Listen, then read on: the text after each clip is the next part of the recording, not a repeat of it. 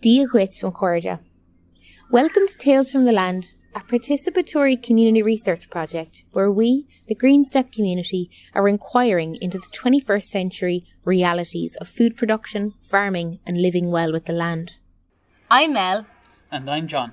And we're your hosts. In these podcasts and online events, we'll use the arts of conversation and storytelling to listen, learn and create new understandings of one another and the multitude of approaches being used to engage with the complexities of the climate and biodiversity crises we find ourselves living in. As we go, we'd love to hear from you about your experience, struggles, ideas and visions for a sustainable, prosperous and just future for all. Please send us your ideas to thegreenstep3@gmail.com and we'll include what emerges as we engage with policy consultations for land use in Ireland. Our ancestral practices of tending to the land are rooted in our Irish culture, heritage and language. How can we weave these rooted wisdoms together with modern solutions for sustainability? We'll meet with you and a variety of folk to explore these questions together. We intend to listen and learn from the tales of the land and see where the journey takes us.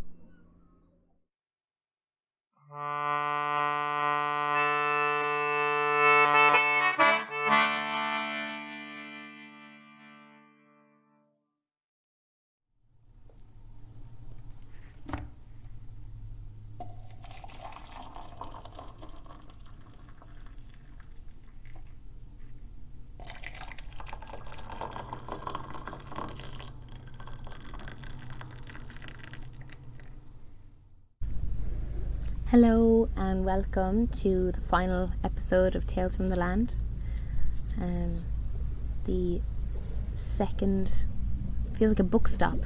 We opened, we had a little check-in in the middle, and now we're here closing. And we're sitting here with gá cup on tea, 2 cups of tea. It's a nice cinnamon flavour. We're sitting on Glenmore Strand, the sun in the sky. We've just passed the summer solstice.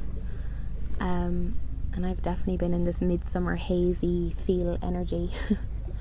2 beautiful swans have just gone past. And John and I are sitting here ready to share our reflections and the insights that we've gained from the Tales from the Land inquiry. It's been a ceremonial research inquiry and it has been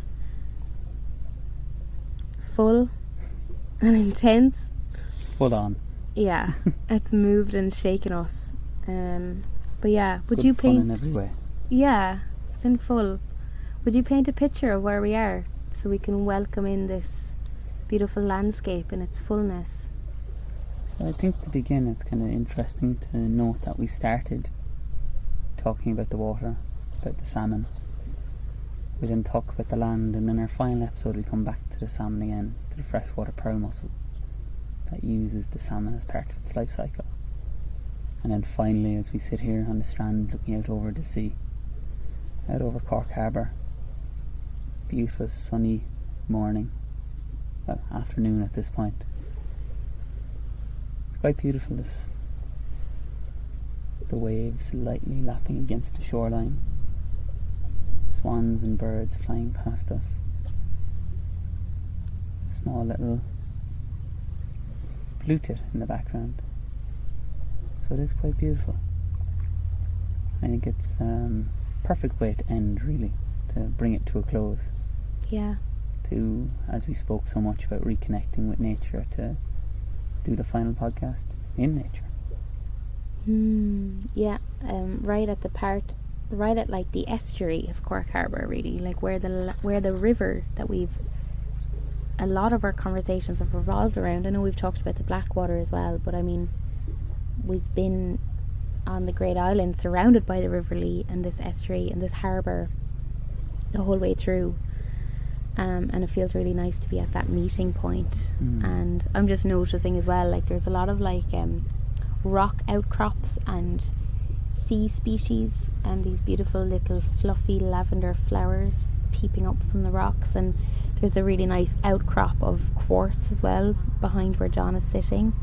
And there's lots of pebbles and... It's all old red sandstone around us. Yeah.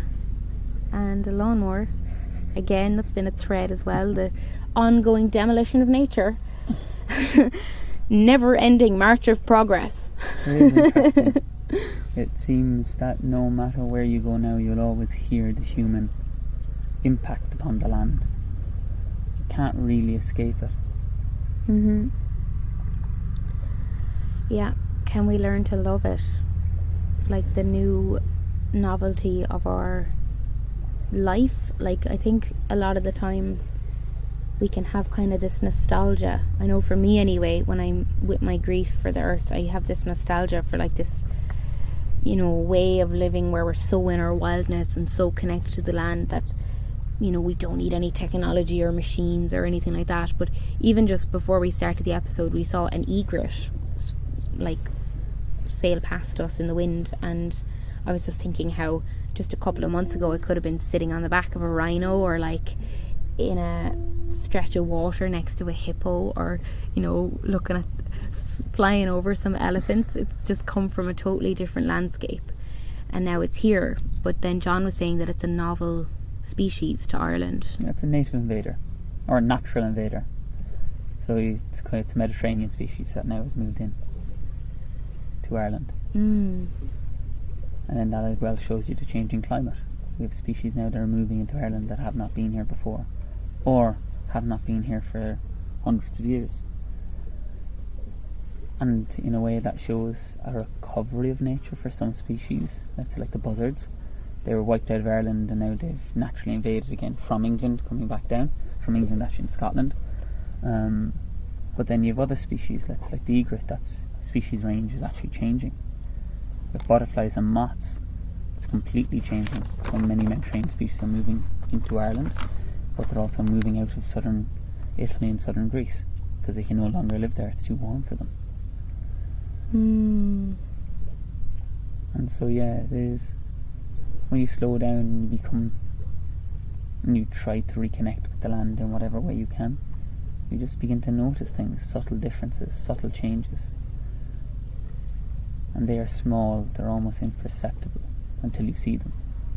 But if you were to come back to a place 10 years afterwards, it'll be completely different. It's just because you're in it, so you can't see it. In a way, while, you know, the egret is kind of this new part of our landscape that might be more appeasing to the eye, more natural, at the same time the lawnmower is just as much part of it.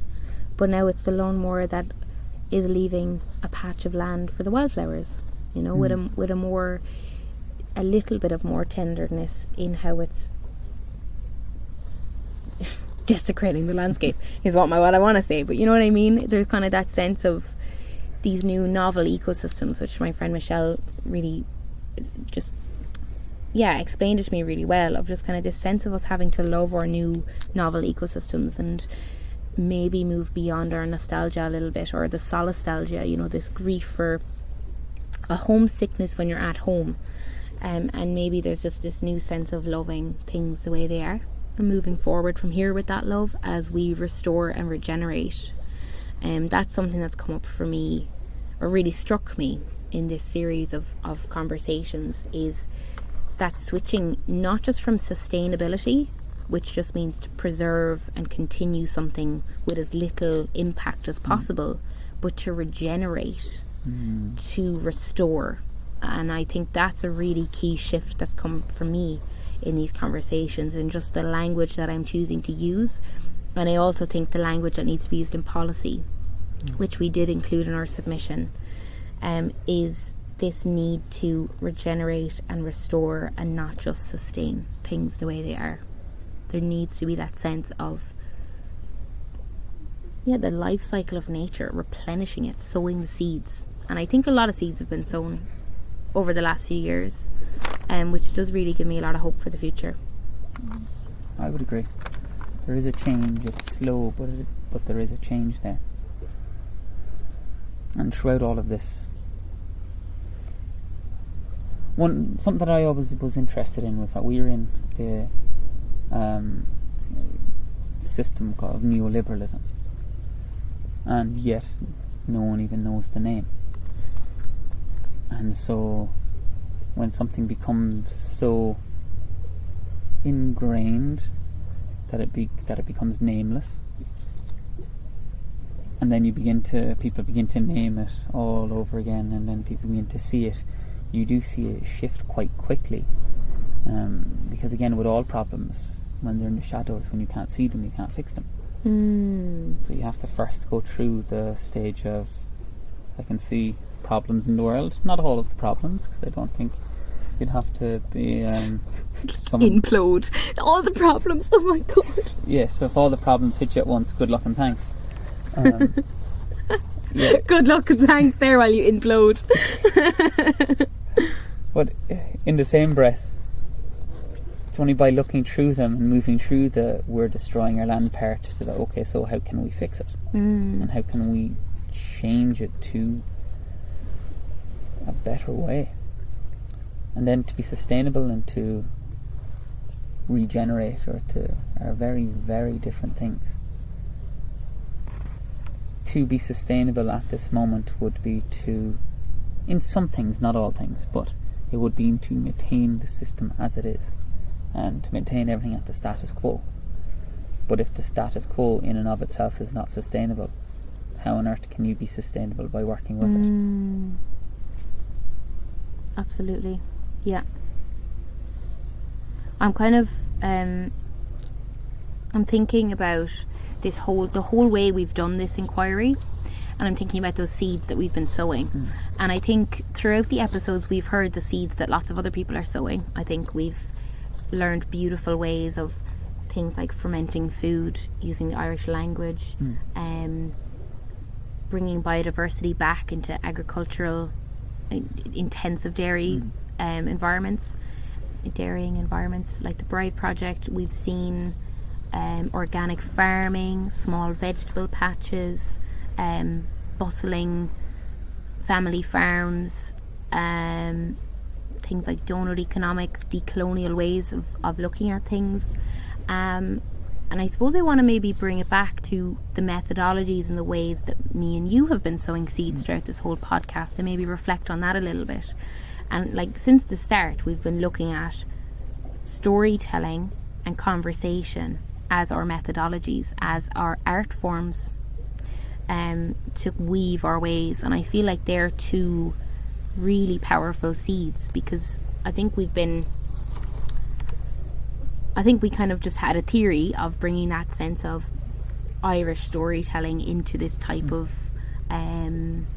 inquiry, consultation. You know, in one way you could call it a public consultation. Instead, we've called it a living research project.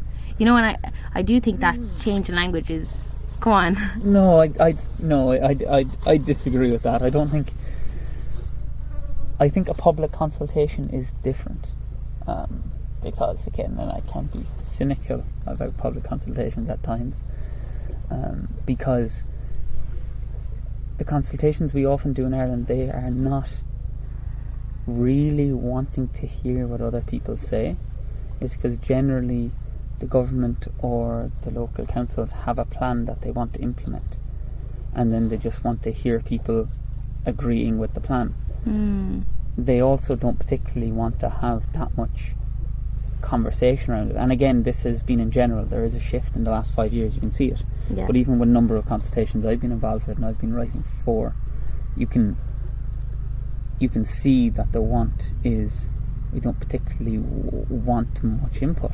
Like, I think, was it Forestry Bill last year before, where it was last year, where it was the consultation opened on the 18th of December and then closed, I think it was maybe the 10th of January. So it was open during the busiest time when no one would have any time to actually take the time to look at it, kind of with that feeling to push it through. So I think that's a very different idea to actually listening to people and actually listening to their stories, because stories are the way humans work. Like, if you go into a pub on a night out and listen to people, you want to listen to their stories. You want to listen to what has happened to them. We all tell stories. We don't go around and tell facts. We don't stand and go, I can tell you how many buffalo live in the Atacama. Do you know, it's like, no, we ain't buffalo. They don't. Sorry. Terrible example. But you're getting what I'm saying. We don't go to hear people listing facts. We go to hear people talk about the stories that they've experienced in their own lives or that they've seen otherwise. So that then the basic premise being so we can learn from it and implement that into our own lives. So I think that's where storytelling comes in. Because if you have someone who has a farmer for 20 years and worked the land, they're going to know the issues with the policy because they're the ones that have implemented it and every single day. Which we've seen again and again, the Noxious Weeds Act, having to cut back hedgerows and being docked money for that, being encouraged to get rid of ponds and fill in ditches and make get it rid all of a anything monoculture. that was considered wasteland, and wasteland meant biodiversity. And now it's bringing it all back. Yeah. But the policy for years has been literally encouraging farmers to get rid of it all, and then the farmers have had to take the brunt of that negative image of like, well, why are the farmers getting rid of all these things when actually the policy, which directly impinges on their income because everything is subsidized, like what's come up again and again is the cost of food. We don't pay the proper cost of food, and because we're living in a housing crisis, and that was a really interesting part that came up, like reduce the cost of housing. And then you could increase the cost of food and it would end up being the same, but we'd end up protecting our natural environment much more. Yeah. Because you value things you pay money for. Most simple thing you can say is if you've ever done an online course, if you haven't paid for that course, there's a good chance you'll get halfway through and you're like, do you know what? I've had enough, I don't have time. First 3 modules. I'll do that at some stage. Whereas if you've then gone and you've paid, let's say, €100 to do that online course, or you're going to do it. You're going to sit down, you're going to give yourself that time. And so with food, it should be the same. And it absolutely isn't. So any policy that is directly affecting a farmer's subsidy is directly affecting their income. It has very little effect on us as the general public, which is why a lot of people don't care about it. People don't want to engage with the policy, they don't want to learn about it. It's like boring, but it so intimately affects how we relate to our food and how we relate to our land. And I was just reflecting there the other day. It was last night actually. I was watching the sunset and it was beautiful. I was watching it from a lovely spot in Cove, and I was overlooking, and there was all these, beautiful fields on and on and on as far as the eye could see, and houses, and I could see the river as well, and it was beautiful. And I was just reflecting on how I've heard a lot in the discussion around land use and farming, that farming accounts for, I think it's like 7.5% of our native economy. So it's the biggest, it's the largest, indigenous is the wrong word to use, but it's the largest Irish-based industry that's creating income. But I've heard a lot of the narrative kind of around, well, why is this all being put on agriculture to reduce emissions and to reduce all of this? Why is agriculture getting the brunt? But I was looking out over that landscape, it's because most of the land is being used for agriculture. 100%. But then at the same time, I was looking at all of the houses and all of the cars and all of the electricity wires going to all the houses. So there is equally the same responsibility on every person living in a house who's going to the shop to get all their food.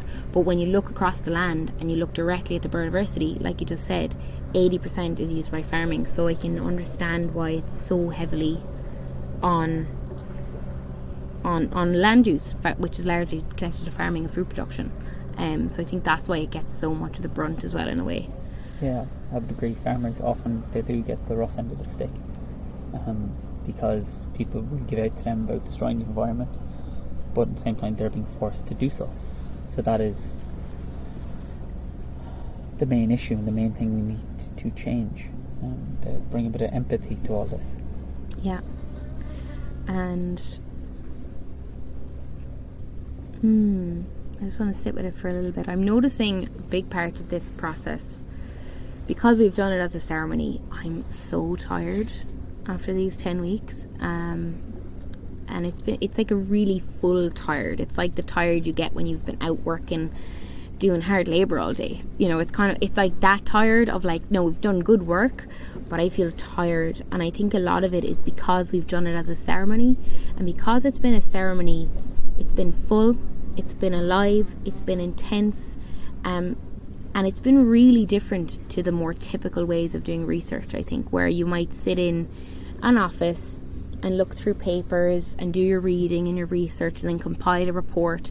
There's a sense there of like this kind of like secondary source. You know, you're not the one out on the land or the one out listening to people getting the research or getting the first-hand stories. You're reading it in a kind of a second-hand approach, which isn't as an embodied way of doing it. Whereas we've been doing it in that embodied way. We've been having each of these conversations and doing the policy thing and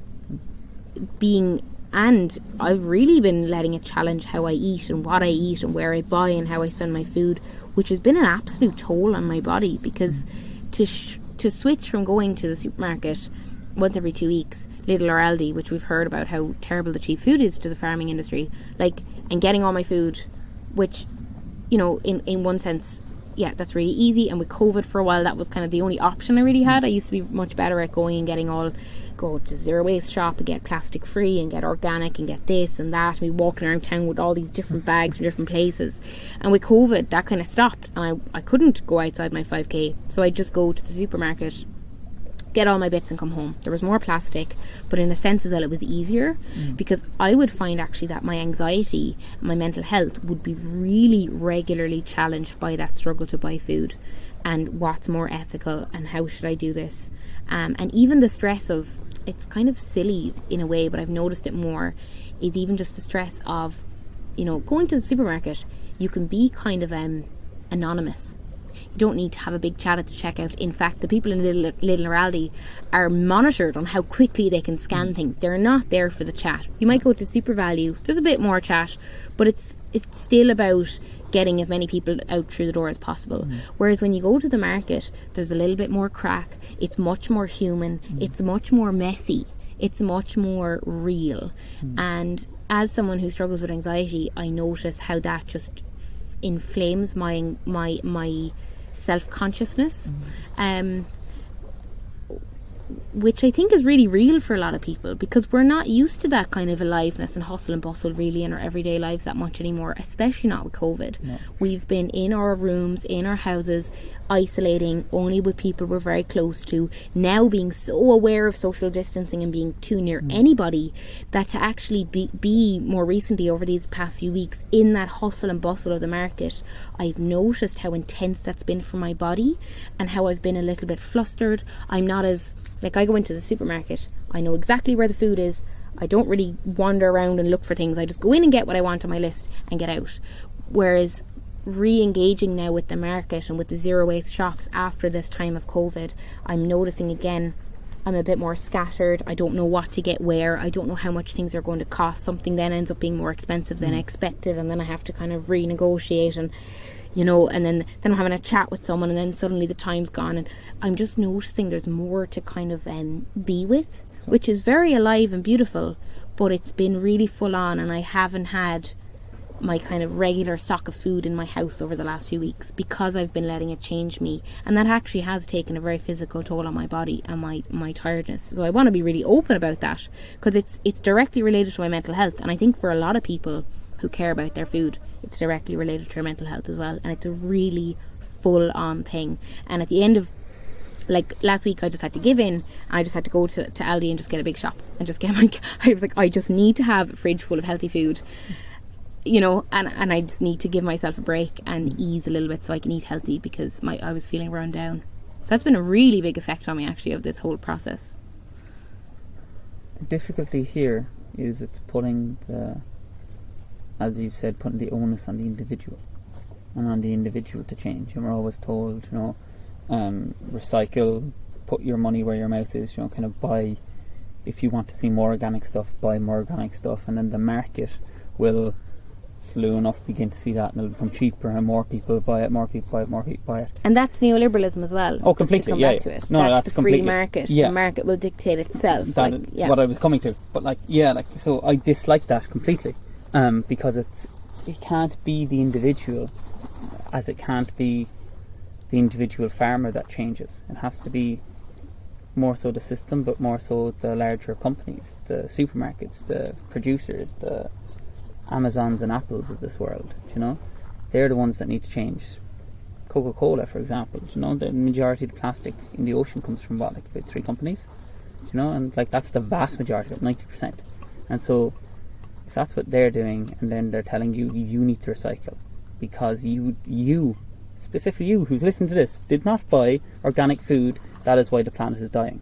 Or you bought organic food and it was wrapped in plastic. Yeah. Because if you bought the one that wasn't in plastic, it wasn't organic. Yeah. What do you do there? The headaches it causes. It's pointless, and it's idiotic. And it is made that way to make it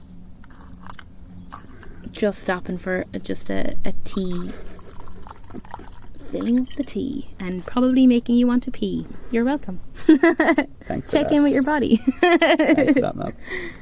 But yeah, please continue. That onus on the individual is just... Yeah, it the onus is not where it should be. The onus should be on the companies to change, on the government to change. And of course, then that's our role as being citizens to push and force our governments to make the changes we want to see.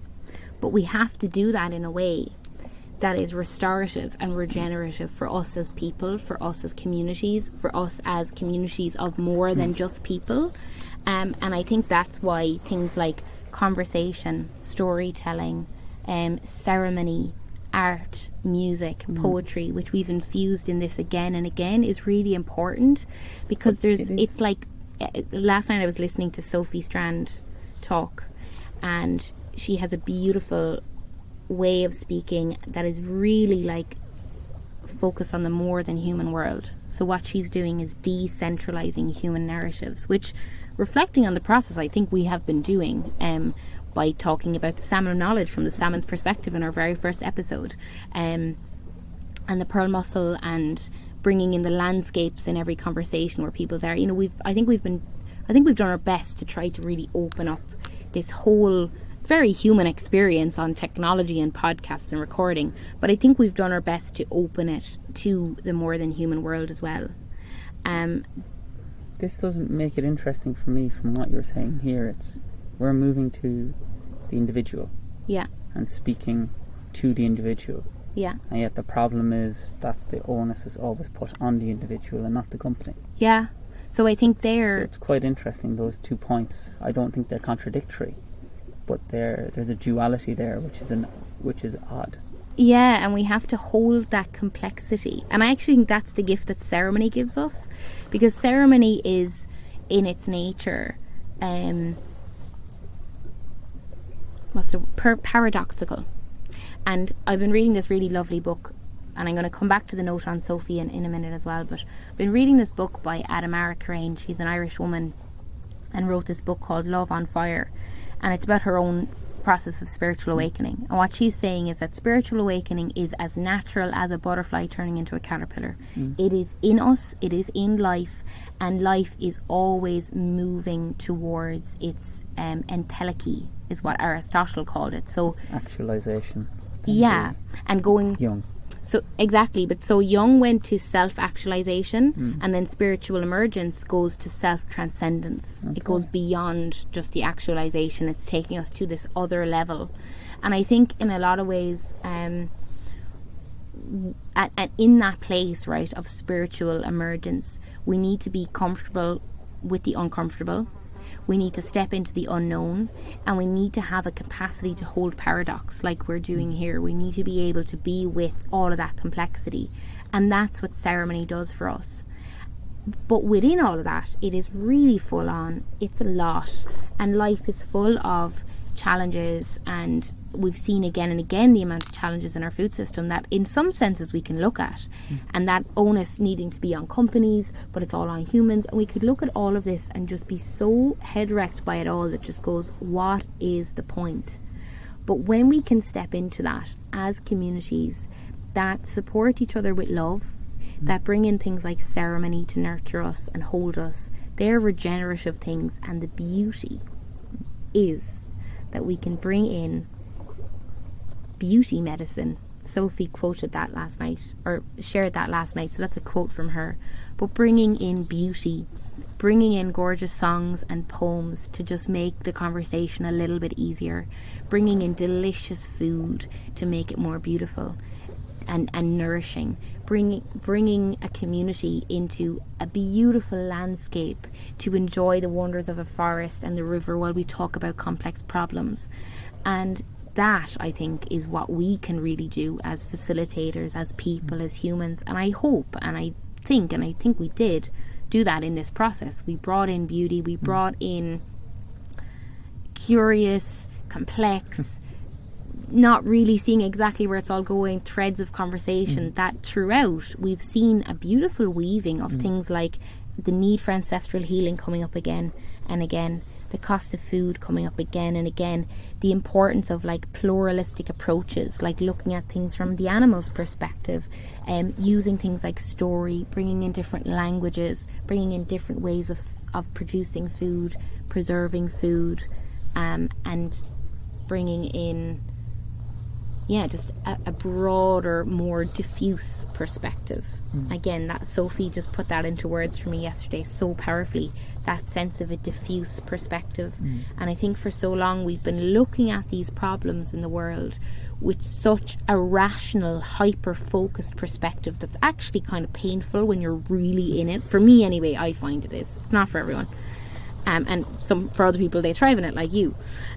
But when we're just looking at things from like a rational perspective and wanting everything to be categorized and make sense and not be paradoxical, I just think we've reached our limit with just that perspective. And I just feel like we need to step back and let it be more now. And that's the kind of spiritual emergence I can see in our food system happening, in our world happening, in this conversation happening, even though it's a little bit, I can even feel bitty, yeah, and I can even feel myself as I'm speaking kind of going, ooh, I'm kind of being transported to somewhere. Don't know where it is, and but it's somewhere. Yeah, and it might be a little bit kind of hard to keep grasping, but ultimately if we all take a deep breath, I think we can just feel the threads that are there, that have been there through this whole podcast, and just as I said, take a deep breath, and Eiré flew past proving for me that there are these threads of life. And I just feel like that's the place we're in, a place of paradox, a place of unknowing. But when we can really trust ourselves as embodied humans, as embodied aspects of this beautiful landscape, these connected to these stones, the water, I think there, sitting in stillness, sitting with kind of our grow and our love for the earth, I think ways emerge for us that can help us lead to those regenerative ways. And I think that includes very much making things beautiful and making things holy, and letting us know that it doesn't all have to be a struggle.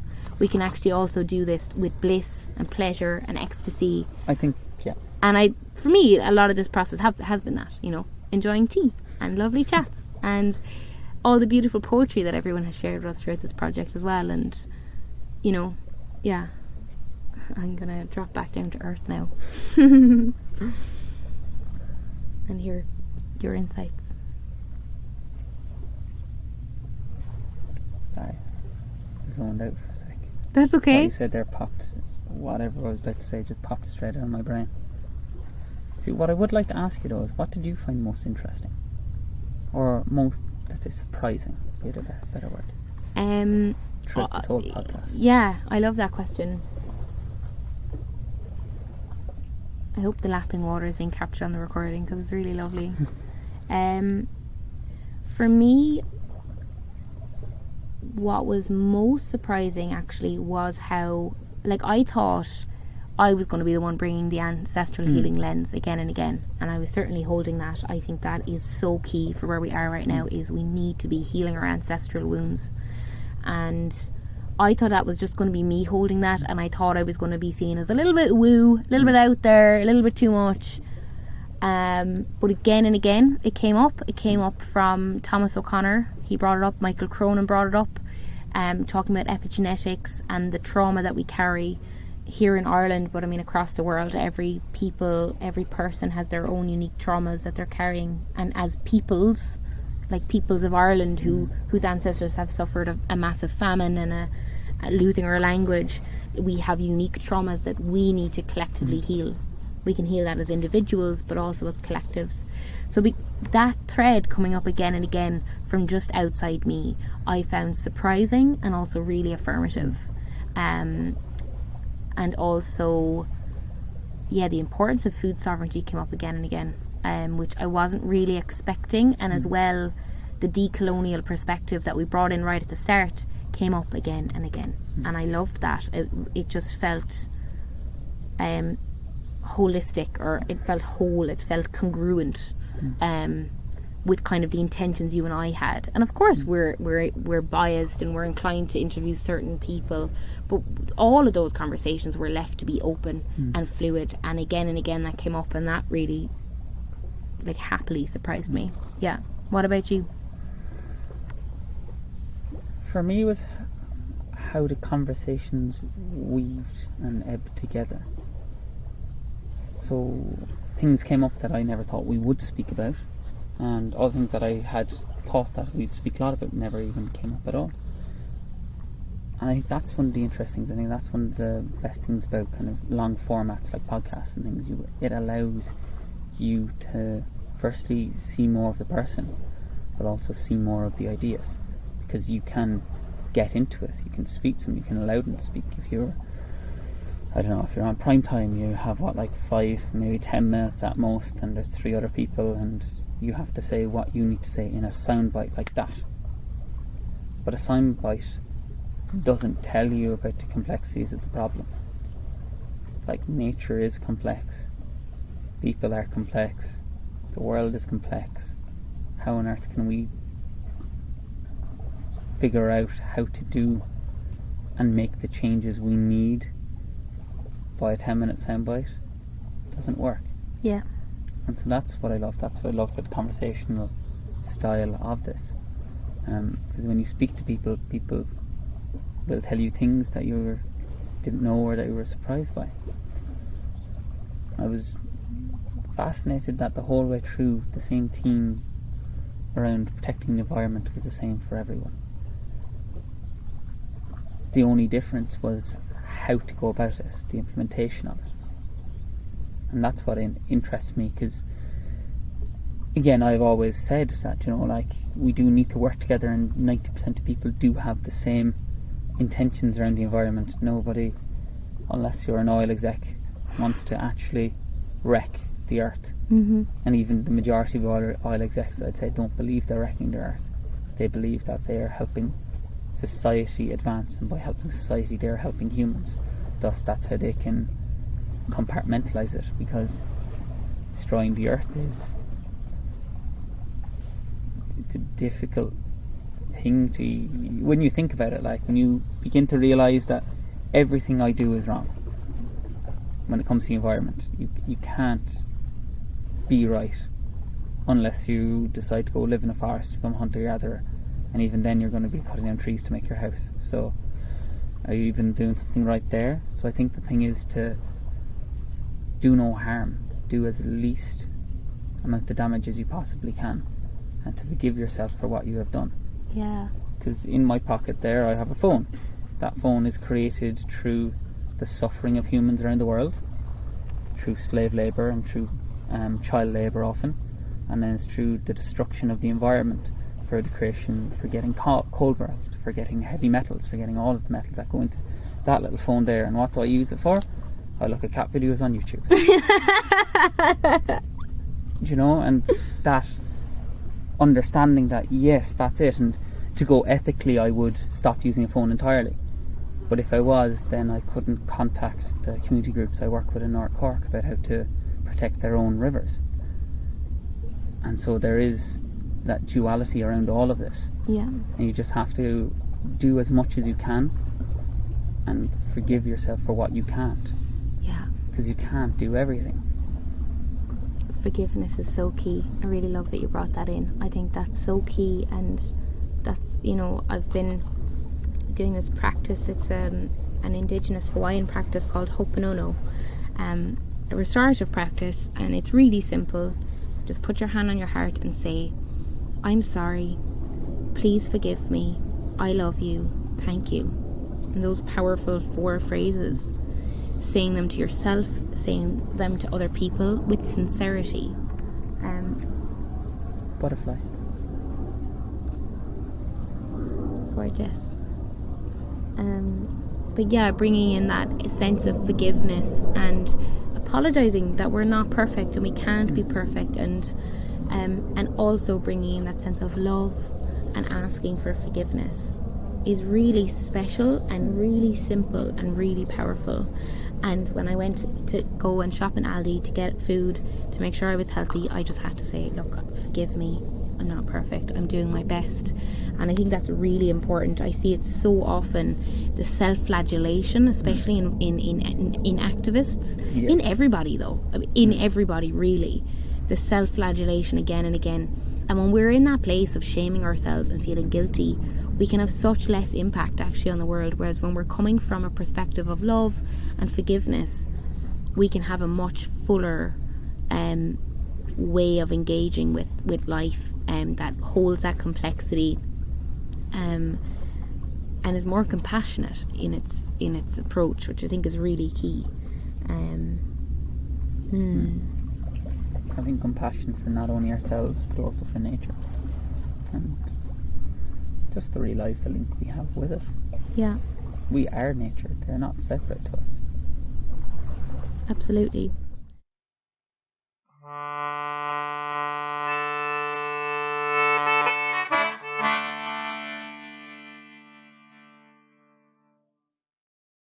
Yeah, we are nature. And go, Mel, record, go. You can do it.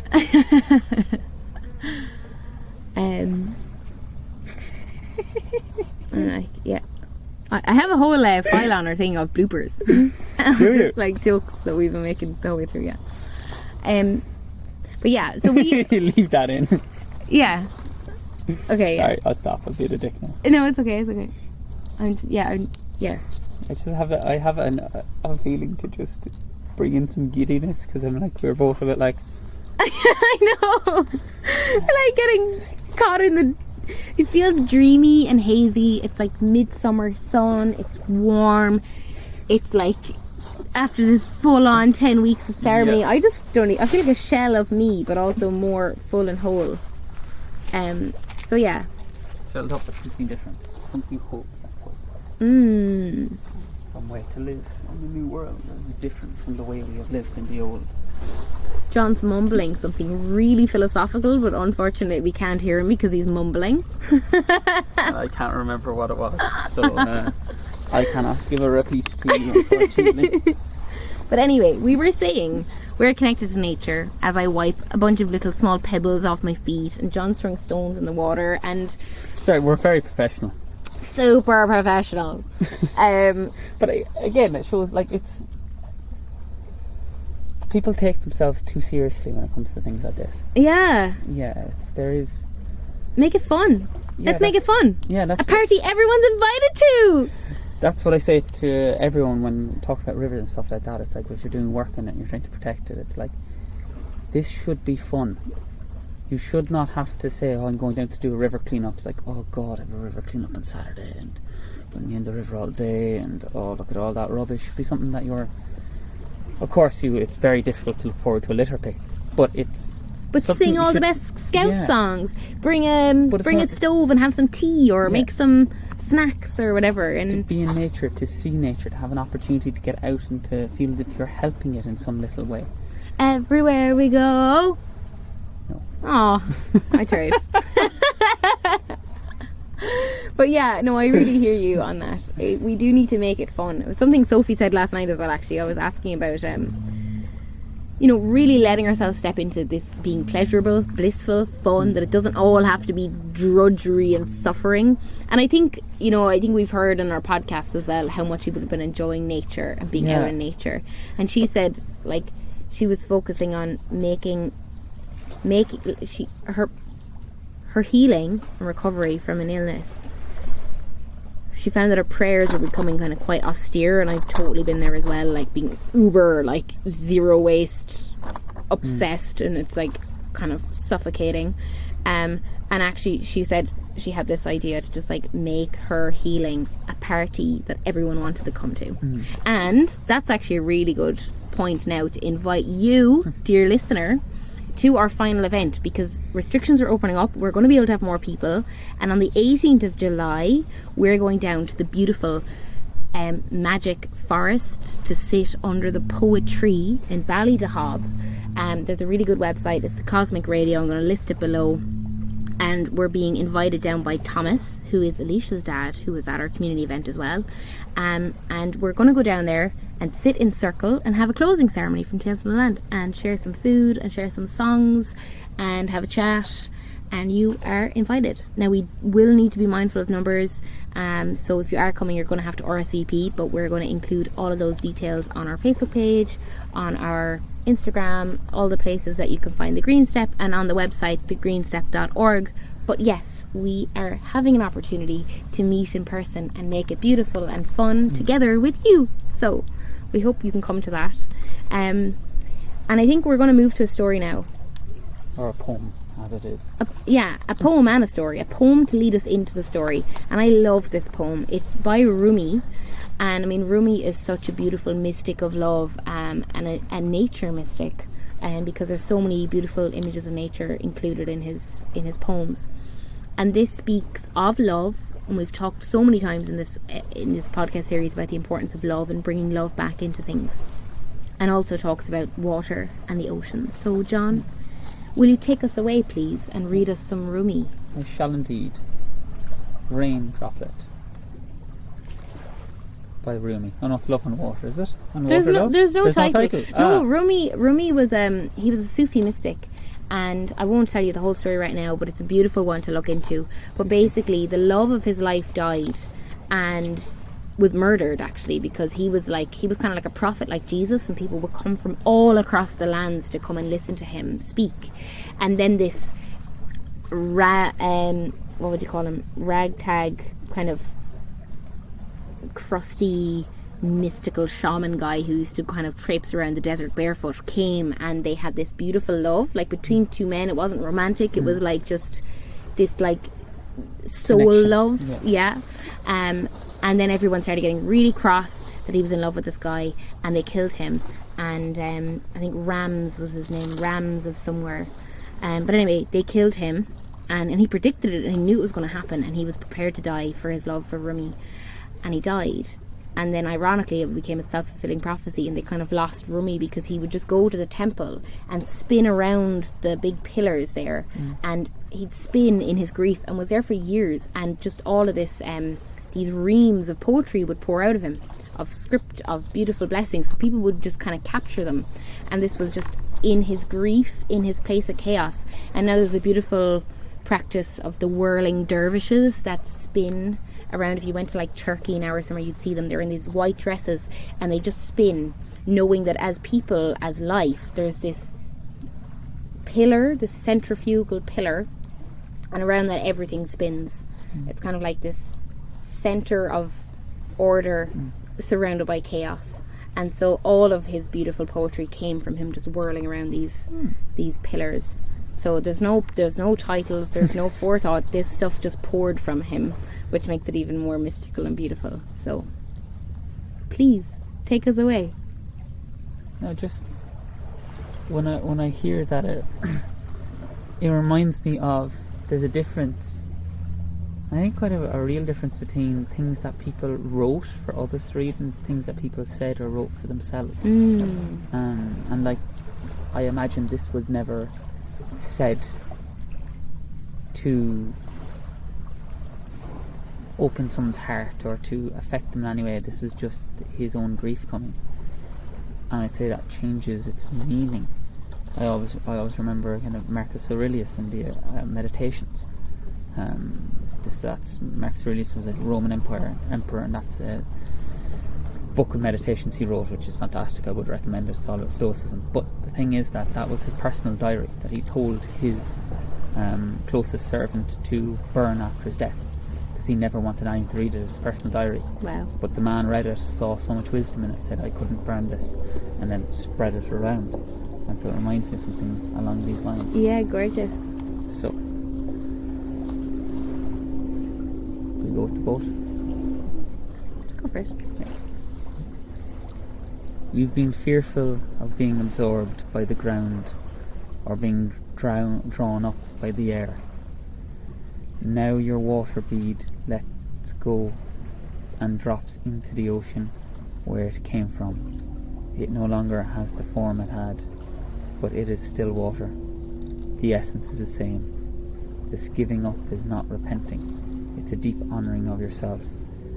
When the ocean comes to you as a lover, marry it at once. For God's sake, don't postpone it. Existence has no better gift. No amount of searching will find this.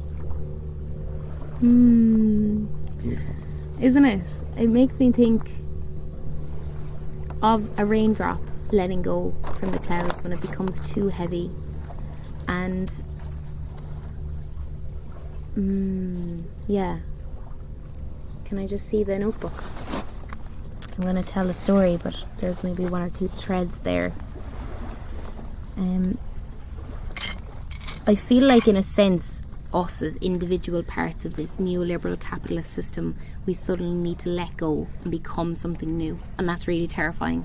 And it makes me think of the raindrop falling from the clouds, falling, and dropping into the river. And here, for story's sake, we'll say the River Lee. And melds and becomes part of the whole, becomes part of that body of water. And it doesn't lose any of its essence of a raindrop, but it becomes part of this wholeness. And it joins with the movement and the flow and the gentle but most powerful force of water, being able to carve its way through the landscape, shaping the land, nourishing the land, eroding rock, literally shaping the landscapes that we know. It shapes civilizations for the people who've, go to ancient Kemet or Egypt, and the beautiful way that they live with the Nile. Here in Cork, which Corkig means marsh, Oscuelga. And we heard from Michael as well, like Dunleary and all these places around Dublin, all drenched and saturated by this language of water. And then eventually comes back and lands in the ocean with salmon waiting in the estuary, ready to swim upstream and not eat their whole journey up. And the raindrop, still part of this whole, I'd imagine there must be just some kind of peace in being unified with this massive body of water. And then suddenly there's the heat from the sun that causes evaporation, and suddenly these little water particles need to again separate from the whole and go back up to the clouds into this kind of diffuse overhanging space and way, and the cycle starts again.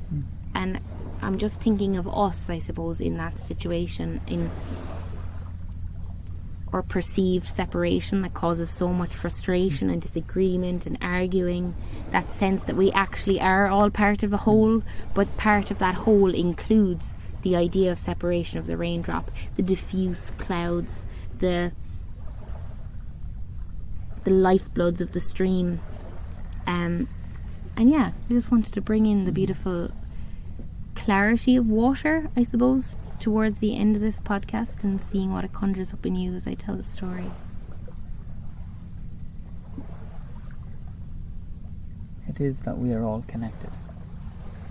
And I've said that before, and I don't want to belabor the point, because I think it's the thing that I am most interested in.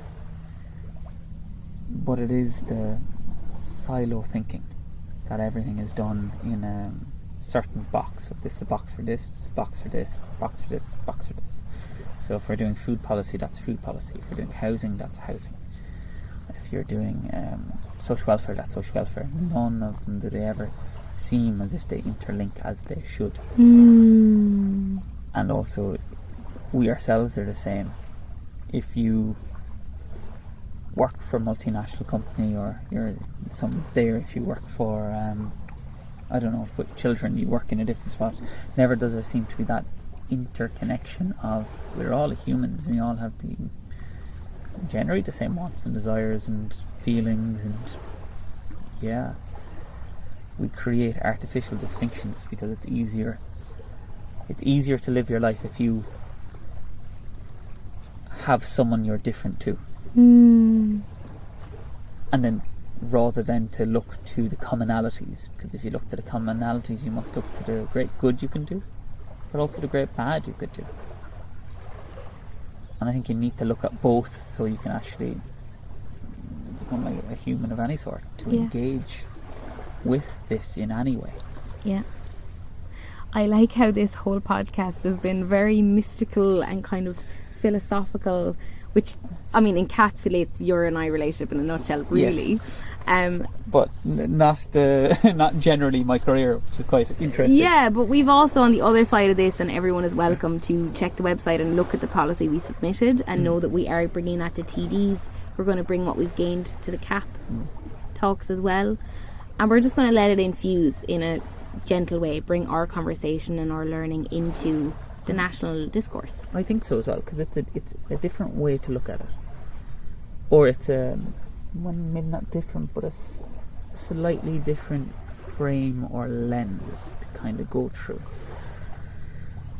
Because I have always gone through the pure ecology or pure science lens, but then I realised that often that doesn't connect with people as well.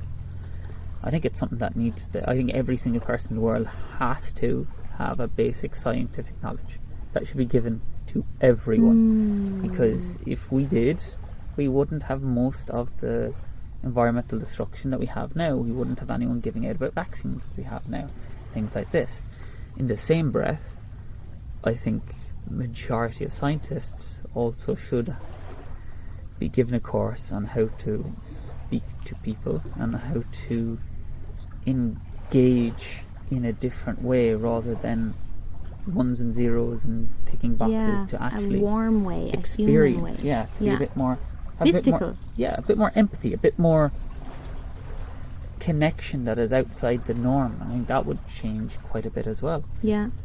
And I think that's what story does, and that's what we've used again and again, is story conjures up the feelings, and it allows us to accept and be with the fact that we're not just rational beings, we're also irrational, and that irrationality that is so often governed by love or hate, either or fear, needs to be in consideration with all of the things that we're doing. And I do think that is happening. I see it again and again. Things are changing. I do have a lot of hope for the future and where we're going. And I suppose maybe to bring us to a conclusion, acknowledging that while this isn't a hard facts episode, you can find that on our website, thegreenstep.org, and you can find our submission, you can find our past episodes that are maybe a little bit more grounded. But I personally have liked being in our mystical cloud today by the water. But yeah, I'd love to sing a song, and my intention for singing the song is to connect with the people around the world singing to and healing the waters, knowing that there is that oneness in the oceans, in our riverways, our water cycle and our earth. And singing this, for me, has been a balm for my own soul, and I would never be arrogant enough to say I wrote this. It came through me while sitting by the water and listening to the water, but it's certainly not mine. It's a wider song, but yeah, it's kind of like this little chant and healing gift that I like to offer the waters where I walk and where I sit. And I think I'll let the song speak for itself, but my intention is to connect with the water protectors across the world, knowing that we too are water protectors, and filled with so much graw and love for our earth and our place. And I'm really grateful, John, for being on this journey with you. It's been a beautiful inquiry. And thank you, Mel. I have been too. It has been interesting to go away from the pure scientific realm for a while. Yeah, I think it's fascinating. Yeah, I think we've let our loving friendship hold this. And we've both certainly been transformed through the process, and I think are coming out the other end a bit shook but also sturdier.